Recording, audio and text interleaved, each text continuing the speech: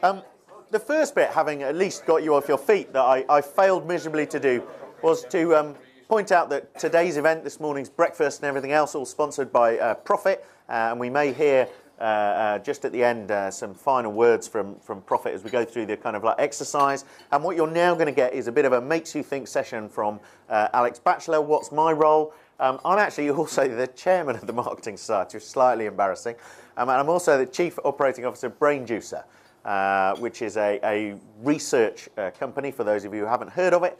And effectively, what we're going to try and do is take you through a little bit of theory about, you know, like why everyone tells you these stories, why everything you know about current research is wrong.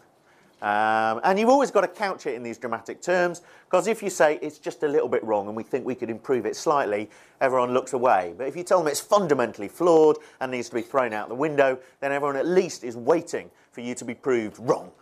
So let's go. Now, me research, the fundamental tenet of everything that I see in modern market research, and I will admit I'm new to the industry. I went to the 2010 MRS conference last year, and the last one I'd been to before that was in 1991. The haircuts were slightly different then. What was slightly more worrying was in 1991, I do remember a member of the MRS who had a brown suit with cream piping on, which unfortunately clearly didn't make a reappearance in 2010, so I can only offer that. But the fundamental tenet of market research, and has been certainly since I was born in the 60s, is that we're going to ask you about you.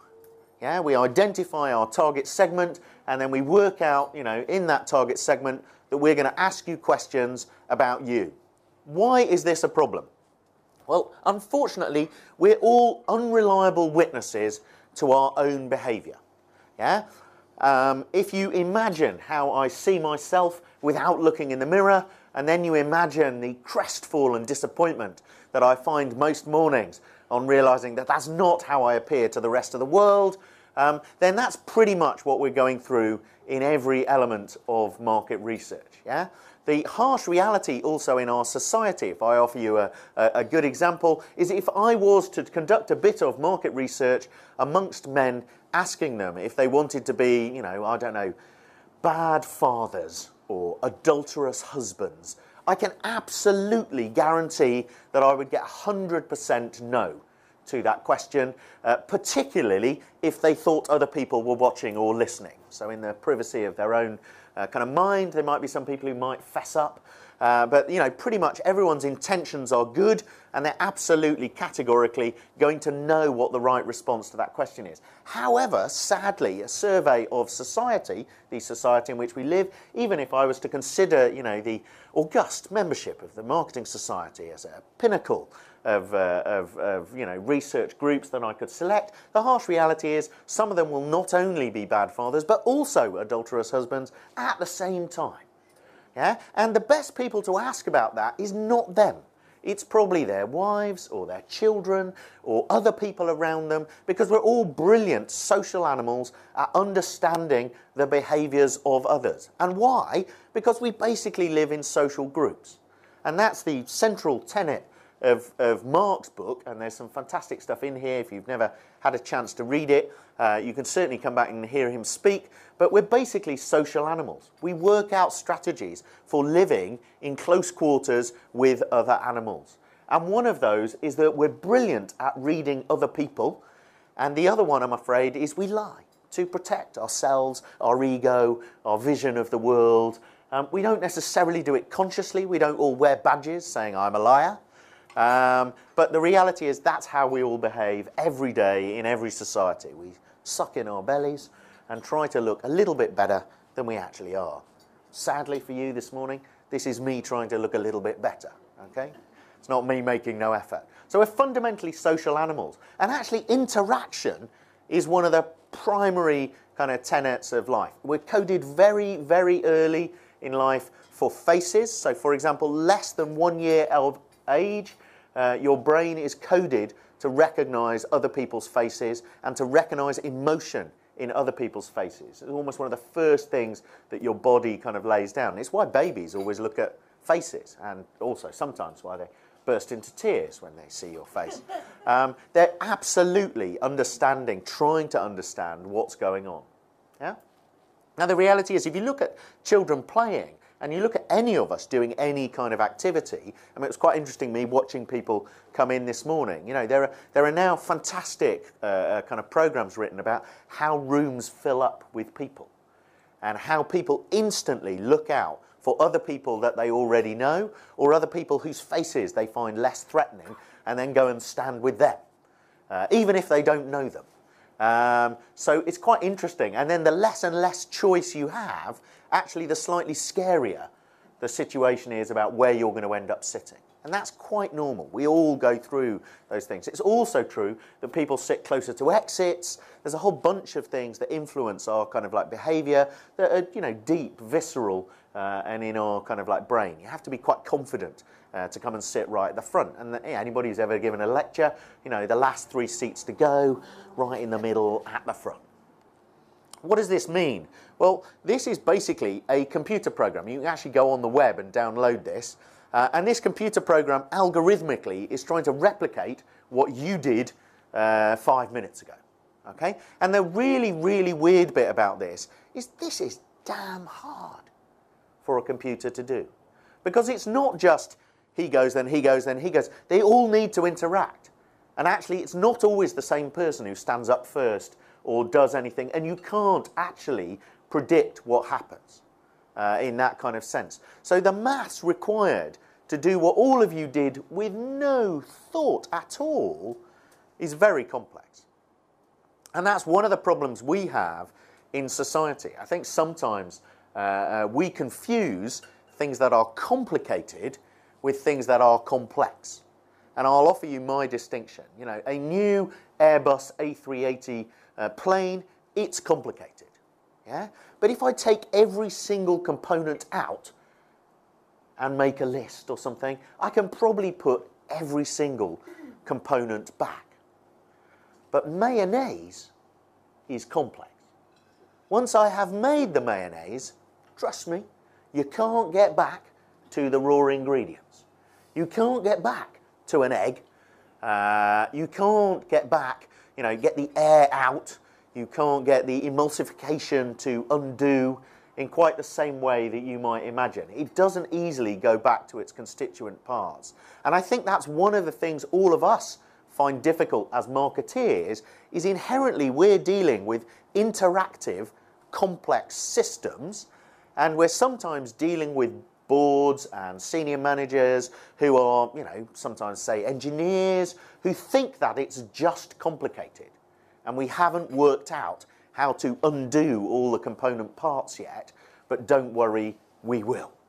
Yeah? And I think that's one of the realities. We're about to have a very interesting interaction, which is the election.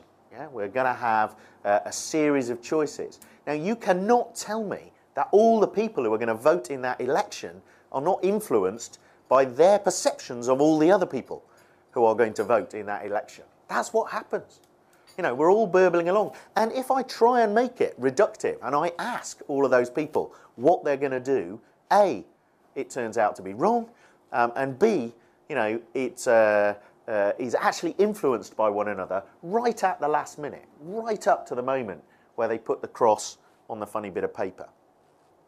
The reason why this is important is we actually all think much less than we think we think. Okay, so the harsh reality is, you know, our lives are too busy, too complex, too weird for us to spend much time thinking, frankly, about anything. Most stuff we just do. Yeah? Deep somewhere in our brain, you know, we just get on with it. Yeah? Do I make a, you know, conjoint analysis, rational kind of grid framework for everything I buy in the supermarket? You know, instead of taking it taking me 40 minutes, it would take me a week to do one weekly shop. And unfortunately, I then have to leave the supermarket, pay, and then walk straight back in again in order to manage the same process for next week. So we all have massive, reductive, emotional decision-making processes that just choose and do things. Yeah? And in fact, there's lots of studies of the human brain that say if the emotional part of your brain is damaged, They actually can't make any decisions at all, no matter how powerful the rational framework that you might kind of like create. The reason why this is kind of relevant is actually what happens in a societal space. So this was an experiment they conducted on the streets of New York. Yeah? You send out one person, you stand them on a street corner, you point at the sky. I'm lucky enough, I have 4 children. I'm lucky enough, we've actually conducted this experiment in public just because I'm one of those people who kind of thought, nah, I'm not really sure that works. But anyway, so you get one person on a street corner pointing at the sky. Trust me, in New York, bonkers people all over the place, so they just ignore you and think you're bonkers. Okay? Once you get to 2 people, people are at least looking. Yeah? By the time you get to 5 or 6, instantly it clusters. It's one of those strange kind of processes, and if you start with 5 or 6, you rapidly have a crowd of 100 people. So in some cases in the experiment they've done even more, 100 or 200 people standing there, a lot of them also pointing at the sky, even though there's nothing there to look at. Yeah? Now actually people will then realise there's nothing there to look at and stop and kind of like go away, but actually as humans what we're all programmed to do is to look at other people and think, what are they doing? Should I do it? Does it matter to me? And in fact I had one on the way here on the train this morning. So I get to our station, the train is there, the door is open, there are 6 people stood on the station platform and none of us are getting on the train. Yeah? Because I'm slightly kind of weird and I wasn't brought up that much in the UK, I instantly ask, why are we not getting on the train? And we discover that actually the first guy is on the platform trying to finish his phone call and the other 5 have watched him and thought that he wasn't getting on for some reason and were just waiting. Okay? And that is totally normal human behaviour. Maybe you might think it's slightly abnormal that no one asks, but actually as a set of humans, that's what we do. He's not doing it, so there must be some reason why I can't get on. Yeah? And that's the reality of what goes on in these kind of experiments. And that's also the kind of thing that explains some bizarre kind of like human facts. So I have to say, I don't own a pair of Crocs, and deep down in my soul, I cannot understand for one moment why they have been so successful. Yeah? And I know that everyone tells me that it's because they're incredibly comfortable. Yeah? But deep down in my soul, it's actually true that for 90% of the people, it's probably because someone else was wearing them and they seemed quite desirable. And certainly when I watch my children, and we have this great kind of moral judgment, that my children are allowed to be influenced by their peers, but I'm clearly far too smart and intelligent ever to be influenced by society and my peer group, because I'm a rational, intelligent person, with lots of O and A levels that prove the sheer power of my intellect and intelligence. And I'm not. I'm a herd animal, same as everyone else, and I also buy things for the same kind of like reasons as, God forbid, Crocs were successful, which is lots of other people have got them, so I should probably get them too. Yeah? We can't all be wrong. So if we're taking the concept of me research, I'm going to ask you about you. What are the kind of concepts that we're trying to construct out of that? And the real premise that we're trying to get to is actually about we. What do I mean by we research? Well, I'll try and go through that in few ways. So we think there's a kind of hierarchy from kind of mass prediction at the bottom to co-creation at the top, and I'll try and give you a quick story about each one. Okay? First one, mass prediction.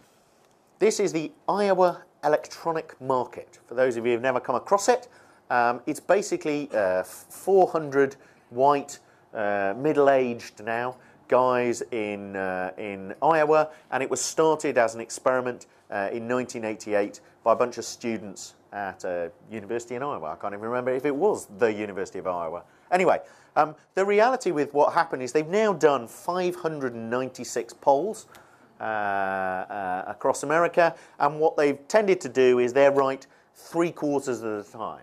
What's interesting about this fact is that they're better than the gold standard of quant market research, which is polling. They ask more people, more questions in more statistically assessed and managed ways, and the reality is asking a bunch of, white middle-aged men in Iowa what's going to happen appears to be considerably more accurate than the gold standard of polling research. Okay? What does that actually mean? Well, effectively, it works in this kind of way, and in Brain Juice, we've kind of applied this now as a research technique. Imagine you own shares in all these ideas. So we use it for concept screening. Let's say there's 15 ideas. Which one would you buy shares in? Which one would you sell shares in? Yeah? And people select quite quickly into those kind of groups. There's a kind of minimum. If you do it less than about 4, people don't really kind of understand it. We're tending to find if you do more than 15, people can't cope with the bandwidth of choice. So effectively, they're putting them in 2 groups. Which one would you buy and sell shares in? You're then asking them, which one would you double your shares in? And which one would you sell all your shares in? And effectively, you're getting outcomes that are much better than traditional monadic testing and much better than traditional kind of polling. So you get a normative benchmark, you get a net preference score, and you get, situations like this. Now, what's weird about something like this in terms of using the wisdom of crowds is the idea of the wisdom of crowds had been known about for a long time. I mean, there was a guy, Galton, who went around basically country fairs. He was the one who first kind of produced this, trying to get people to guess the weight of cattle. And if you independently asked them, you independently aggregated all of their answers, the aggregated weight was startlingly accurate, within a pound, within a couple of pounds, at most of these kind of country fairs. Yeah? Now, the theory behind that is pretty simple. Yeah? It's been around for a long time. Has it ever been applied to research before? Not in my kind of understanding. But actually, there are situations where the crowd isn't wise, so I'll promise you there are plenty of situations where the crowd can be quite thick. So don't assume that the crowd is always incredibly wise. But if you ask the right questions, we're finding it's accurate, you get greater discrimination, and it also spots breakthrough ideas. What do I mean by kind of breakthrough? And I'll skip all the monadic testing. Is effectively, it's quite good at spotting ideas that are very polarizing. So in normal monadic testing, you tend to get a nice kind of grouping, and what you tend to get here is a much more dramatic sorting of the wheat from the chaff. But actually, much more interestingly, you get things like this. So this was some stuff done back in 2007. Apologies for those of you who don't have children. You are never going to need to go and see Alvin and the Chipmunks. Okay? But for those of you with children, you may already have seen Alvin and the Chipmunks. And even more excitedly, you may have gone earlier this year to the Squeakquel, which was quite an interesting step in the lives of my children. They were thrilled that a Squeakquel was coming out and didn't recognise the cloud of depression that this appeared to produce in their dad. But what was interesting about Alvin and the Chipmunks was using exactly the same methods as the film industry do, which is basically the poster with a couple of lines of text saying what the film's about, which frankly is as much stimulus as most people are going to get. You get a situation where Alvin and the Chipmunks, which turned out to be the sleeper hit of that summer in 2007, was very polarising. There were lots of people who said they'd go and see it, but equally there were lots of people who said they wouldn't. Yeah, or bought shares in it, actually, because that's the prediction that we were using. And it's that kind of context that you're looking for. Where are the unusual sleeper hits, which are very polarising? Some people go, and that's enough for the mass market, but some people don't. And often what happens in research is you take those two things out and you normalise them to a pretty boring average. I mean, that's the reality of what happens in a lot of situations. So that's mass prediction. We're basically saying that in a modern environment, if you ask other people about other people's behaviour, you can get startlingly accurate results. And in fact, I've now been using this principle for a short period in trying to make sure that I buy better presents for people. Rather than ever asking them, what do you want for your birthday? Skip all of that. Ask 5 people you know who know them what you think they would like for their birthday. And I am now seen, staggeringly, I offer this as a free bit of advice to you all, as a great present giver who comes up with inspired ideas, even though all I've done is nick the ideas of 5 other people that they already know. Yeah? Much more accurate than me asking them what they want, which used to result in me buying them tosh or giving them cash. Mass ethnography, the next one. Now, a quick picture on the streets of Newcastle. We basically want to have a quick look in this area.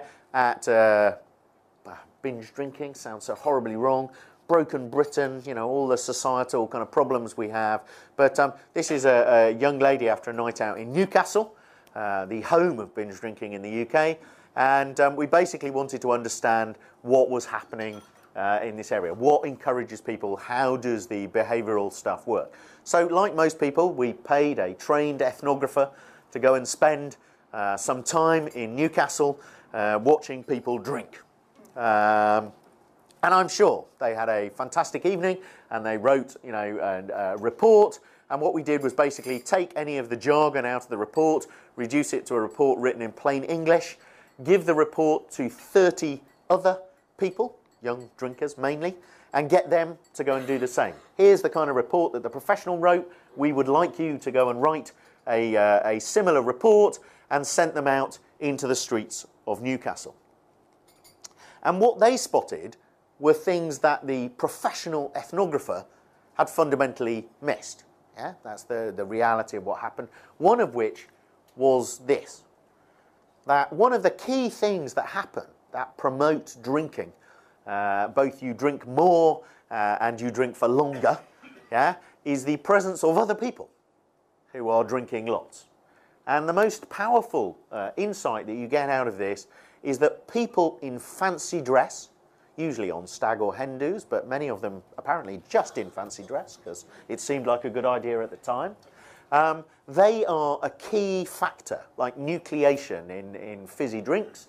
They're a key factor in promoting kind of like drinking. Why?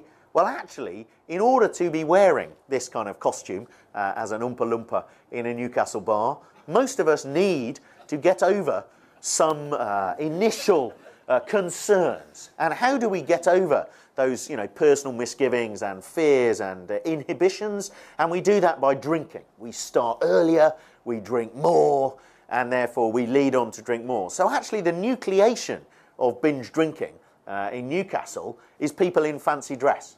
They appear to be having more fun because they've shed their inhibitions earlier because they had to, because they were wearing a costume. Yeah? That's the reality of what's going on in that kind of environment. And to spot that as a kind of ethnographer, I don't think we were getting that richness. But when we got 30 pseudo-ethnographers, partially trained to kind of like help us out, who were actually doing these kind of things, then you got to a level of insight that was much more kind of like interesting. And when you start thinking about asking people to observe other people is very powerful. In fact, if I asked you on your tables to tell me, you know, who appears to be the most nervous person on your table, who appears to be the person who's enjoying this least, yeah, who appears to be the person wishing most that they were somewhere else, you know, I suspect you'd all be pretty accurate at doing that right now, yeah.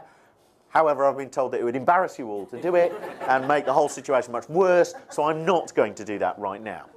The next one's netnography. What's happening on the net? How do we use the net to tell us how these things kind of like spread? And in order to do that, we just wanted to pick on the old hoary chestnut of swine flu.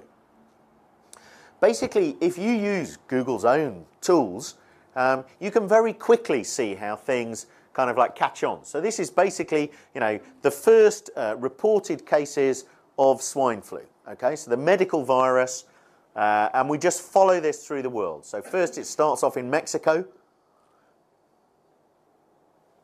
You get some cases in the US, two in Alaska, I think, were the next ones.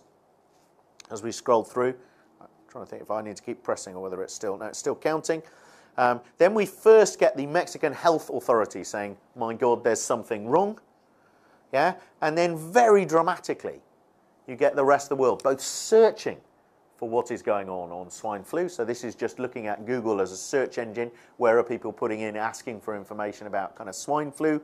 And you're basically in a situation where the first time the Mexican ministry raises it is on the 22nd. On the 28th, the WHO mention that we're there, and then suddenly you're in a situation where the virus is then continuing to kind of like spread. But effectively what's most dramatic about it is that actually already the entire world is searching Google in their local country, or whatever the Google equivalent was in their local country, for information about swine flu.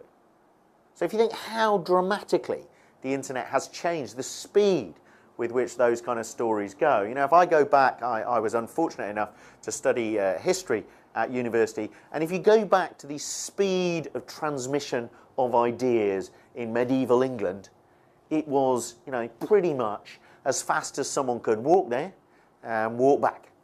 That was kind of it. That was how stuff happened. You look at this now, and you've got people who have nothing to do with one another, never spoken to, interacted with, touched one another in any obvious kind of like way, and yet the spread of knowledge about the virus is dramatically faster than the virus itself.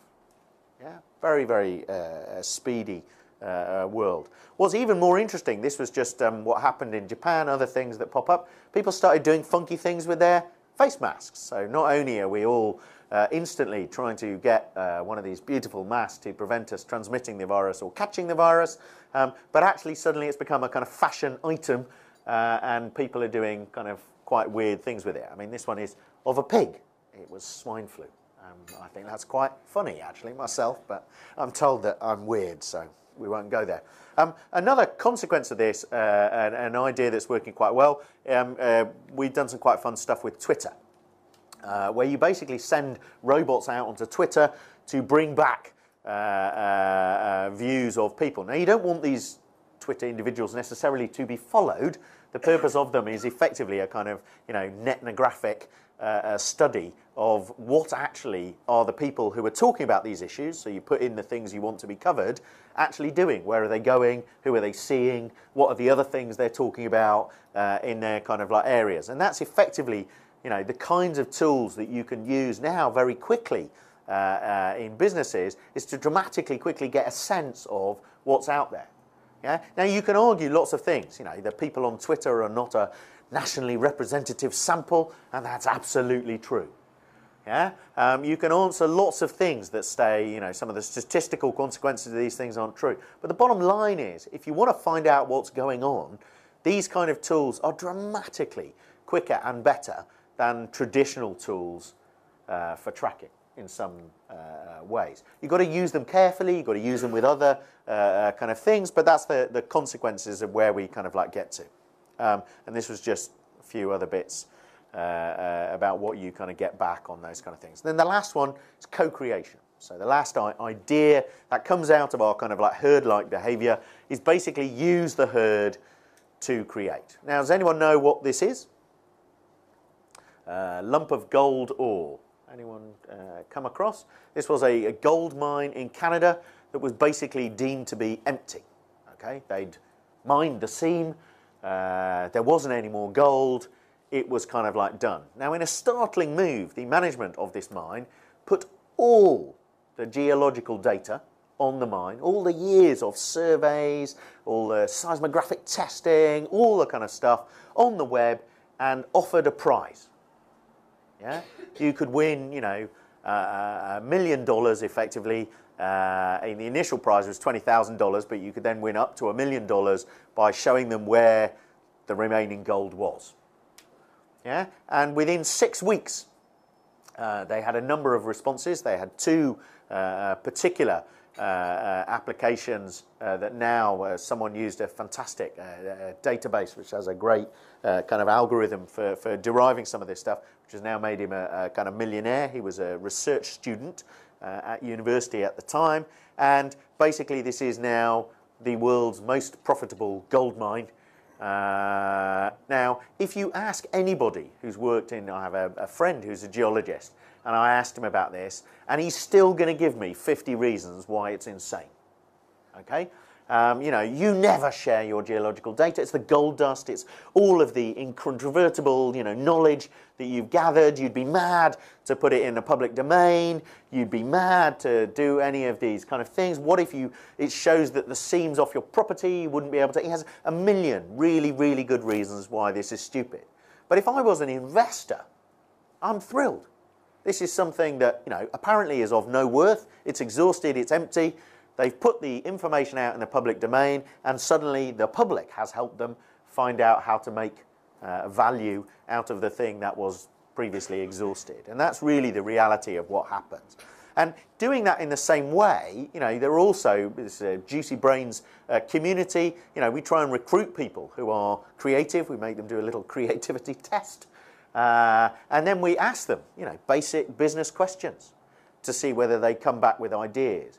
Now, what's very interesting about human behaviour is the reward that you often want in these situations is not actually just financial. People want to be treated fairly, so if you're going to make 100 million and they're going to make £10, then they kind of tend to think that's a slightly unfair kind of balance. You need to find ways of doing that. But actually what people often want, if anyone goes and looks on any communities out on the web, is actually the recognition and status and acknowledgement of their peers sometimes, much more than they want these things. And you will see on lots of kind of blogs, you know, it's how many times have you posted? Yeah, that's a real kind of status, credibility. You know, what ratings do you get for your post rated by other people? These things are far more important in the eyes of lots of experts out there than pecuniary, you know, kind of return. How much wedge are you going to give me for my ideas? Yeah? And so it becomes self-selecting. You don't tend to get the people who want to get paid huge amounts for their ideas, but you do get lots of people who know a lot of stuff. And you just need to find tools for interacting with them and actually allowing them to interact with one another. And that's one of the weirdest things when we're going to talk about the election very quickly again, is our political system is fundamentally set up to fail horribly. Because rather than trying to get us to collectively agree what are the best solutions, we basically pit one another in a kind of adversarial sense as much as possible. So even if, you know, the Labour Party, God forbid, with the best of intentions, suggests something that is a good idea, yeah, that we can all fundamentally agree is a good idea, and then we go out and execute it poorly, which, let's face it, is what happens in lots of companies sometimes. Yeah, great idea, they just execute it poorly. We go out and execute it poorly, then unfortunately you get a bizarre outcome, yeah, that is not to the benefit of all parties. One, if I'm a Tory, I clearly have to expose them for these stupid, idiotic fools that they are and repeatedly beat them with the outcome of this failure.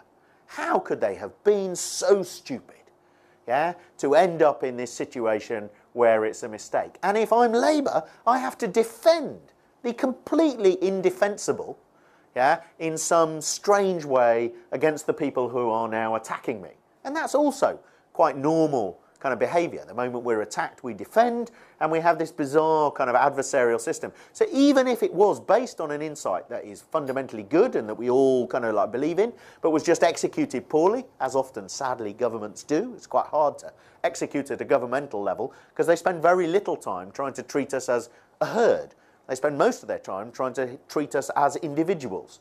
And actually they forget that our interaction determines the success of their outcome rather than trying to, you know, treat us all on a one-on-one kind of like basis. But it's quite bizarre that we're going through now a selection, and most of us have this deeply held view that the best outcome is a strong government. Yeah? Strong vote for one of the parties, and then they can get on with what's going on. Yet actually, if I was to ask this group of people to suggest, frankly, anything, you know, better ways we could run transport, better ways we could improve the Make You Think sessions. The reality is we'd get a lot of feedback and a lot of good stuff. And if I got you to work on it together, it would be even more powerful. And that's the reality. You know, our society, the great advances in medicine, in all of these things, we try and ascribe them often to individuals. But the reality is nearly all of them a result of some collective endeavour. Yeah? It's very rarely the sole inventor with the light bulb in the corner. It's usually a whole bunch of people collectively kind of doing things. In fact, there's even a term for that in mathematicians. There's a Erdos number. There was a great mathematician called Paul Erdos. He wasn't actually the best mathematician, but he was the most collaborative mathematician. And he basically travelled the world with no possessions, gave away everything he did, and just showed up at people's houses and worked on them with papers. And he worked with hundreds of other mathematicians to prove all sorts of strange and esoteric kind of like theories. And as a result, mathematicians now have a kind of Erdos number. That is the kind of 6 degrees of separation for, you know, how many people you've worked with in order to, you know, did you actually work with Paul Erdos on a paper yourself kind of thing, and they have a kind of theoretical view. So it's all about collaboration. What that kind of produces, this was one of the ideas that came out, was actually the idea of, things we know happen. Sorry, I'm again parent of 4 children. All of my children seem to struggle with the idea that I was also once a child. And as a result, they're always trying to do things that they think they can get away with because they think you're too stupid to realise what they might be doing. And one of the great ones of those actually is toothbrushing. So we've had every trick you can possibly conceive of in our family. They wet the toothbrush, they make the noises, they shout down the stairs, they run the tap, they've tried absolutely everything. Smear toothpaste on the basin, even though they're... I mean, sometimes I've had to point out to them they're going to have more effort avoiding brushing their teeth than the effort of brushing their teeth would take. But actually, that's the inventiveness of the human mind. But wouldn't we like the idea of something that actually, say, changed colour if you'd actually brushed it against a tooth in some way? That might be quite interesting. Now, again, I'm sure you're all instantly thinking, because of the inventiveness of the human mind, of ways you could get round even this system.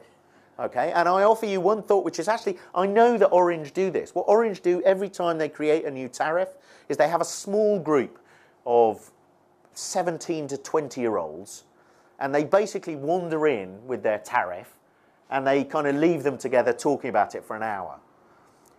If that group cannot work out how to completely screw Orange on the basis of that tariff in less than an hour, then they think it's a pretty damn good tariff. Okay? But usually what happens is in the first 10 minutes, the young, intelligent kind of student in this group suddenly goes, well, of course, I'd get a phone like that, and I'd get one with a SIM like this, and then I'd just do that to get, it'd be fine, I wouldn't, and you're kind of instantly thinking, oh my God, how much effort will people go to avoid paying for something that, frankly, in a lot of situations, £20 a month gets you all you can eat. Why have they ended up at £20 a month getting you all you can eat? Because actually that's about all they can protect in their kind of tariff structure in terms of the value they're trying to kind of like generate. And that's the reality of what's going on. So truth-based. Now this is the last bit. So do we know who this is? Everyone recognise him? Who's that? That's very good. Anyone know who this is? Oh, yeah, so very good media audience. The reality is, in public terms, there's probably a couple of 100 million people on the planet who know who this man is, and there's probably, I don't know, less than 1 million who know who this man is. But he's about, 10 times wealthier than he is at the moment, just so we get a kind of sense. And what is it that these two really kind of like understand? It's this principle, okay? The principle of Pop Idol is that I am going to source talent from the crowd. I'm going to go out there and say, roll up, roll up. Anyone who thinks you can sing, come down here, get to the O2 Arena, 8 o'clock in the morning, that's what we're going to do. And there will be lines forming round the block of people who want to come and demonstrate their singing talent. Yeah, the sad reality may be that the word talent is used loosely in the case of some of the applicants, but the reality is that's what happens. You then screen for potential. So I have basically a 12-week show that allows me to get people to vote every night for who I think the best person is. I can absolutely promise you that from week 1, they know who's going to win. Okay? And there has never been that information to a bookie, to, absolutely scary how much, abuse there must be of some of those things. But from the voting data in week 1, you can absolutely tell who is going to win in those kind of like shows. And then you own the output. At the end of this show, having both got the crowd to pony up who can sing, got the masses to decide who they like the most, what do? I own the output, sell it back to them. Now, not all of them are successful. So there are some abject failures for every Leona Lewis or whatever.